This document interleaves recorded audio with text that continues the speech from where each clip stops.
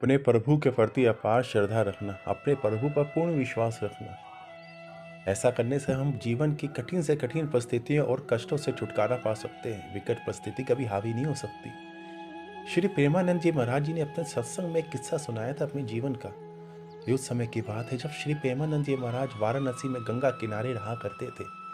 वहीं पे पास में काफ़ी गहरा घना जंगल है। उसी घने जंगल में एक तपस्थली है जहाँ महान संत ने साधना करी थी। और वहीं पर बैठ के श्री प्रेमानंद जी महाराज अन्य गणों के साथ श्रीमद् भागवत का कथा कर रहे थे, ज्ञान चर्चा कर रहे थे। और उसी घने जंगल में एक व्यक्ति रहा करता था जो काफ़ी कुख्यात था, हत्यारा था। उसने न जाने कितने लोगों को अपने गंडासों से मारा था। सारे लोग उसका नाम लेते हुए डरते थे। अगर वह सामने आ जाए तो सबको डर लगता था कहीं वह हमारे ऊपर हमला ना कर दे। तभी वो व्यक्ति उसी तपस्थली की तरफ जाता है अपनी बाइक से होता हुआ। और वो बाइक अपनी सीधे तपस्थली के अंदर ले जाता है। जो तपस्थली होती है, जो मंदिर होता है, वहाँ का नियम होता है कि हमेशा हमें चप्पल बाहर उतार के जानी चाहिए, क्योंकि काफ़ी पवित्र स्थान होता है, काफ़ी निर्मल और पवित्र स्थान की हमें महिमा का ध्यान रखना चाहिए। लेकिन वो व्यक्ति अपने आवेश में सीधे अंदर चला जाता है। श्री प्रेमानंद जी महाराज रोकते हैं, देखो ये जगह तपस्थली है, आप अपनी बाइक और चप्पल बाहर उतार के आइए, आप ऐसे अंदर नहीं जा सकते। अनगणों ने श्री प्रेमानंद जी महाराज जी को रोकना चाहा, उनको समझाना चाहा कि ये काफ़ी खतरनाक व्यक्ति है, इसके मुंह मतलब ये जो कर रहा है इसको करने दो। लेकिन श्री प्रेमानंद जी महाराज कहाँ सुनने वाले, प्रभु के अनंत भक्त, प्रभु पर अपार श्रद्धा रखने वाले कहाँ सुनने वाले। जो प्रभु के प्रति अपार श्रद्धा और प्रेम रखते हैं उनके अंदर निर्भयता आ जाती है, उनके अंदर कभी डर हावी नहीं होता। इसी तरह प्रेमानंद जी महाराज जी ने उससे कहा कि अपनी बाइक यहीं छोड़ो और चप्पल उतार के जाओ।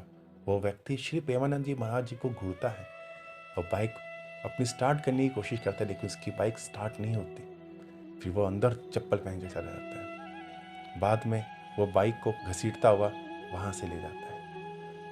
इस घटना के कुछ दिनों के बाद श्री प्रेमानंद जी महाराज सुबह सुबह गंगा में स्नान करने के बाद एक बड़े से वृक्ष के बैठ के प्रभु का ध्यान लगा रहे थे, प्रभु का स्मरण कर रहे थे, उनका पाठ कर रहे थे। तभी वो हत्यारा व्यक्ति वो वहाँ आता है। वो प्रेमानंद जी महाराज जी को पहचान जाता है। वहाँ आने के बाद श्री प्रेमानंद जी महाराज जी के सामने आता है।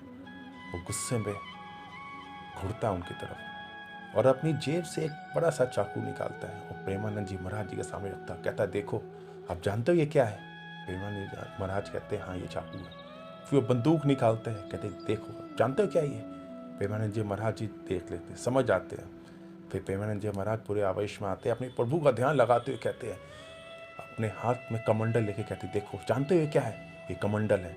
फिर अपने हाथ अजूनी में गंगा जल लेते हैं, कहते हैं जानते हो ये क्या है। ये देखने के बाद वो व्यक्ति घबरा जाता है, क्योंकि उसका सामना एक सच्चे संत से हुआ था, एक प्रभु के भक्त से हुआ था जिसे अपने प्रभु पर अपार विश्वास था।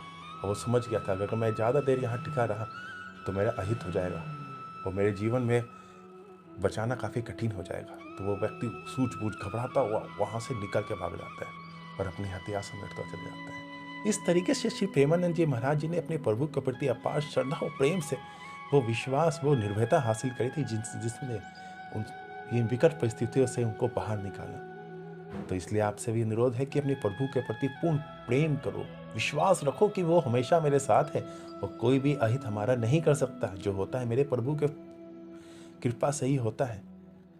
राधे राधे, जय श्री राधे।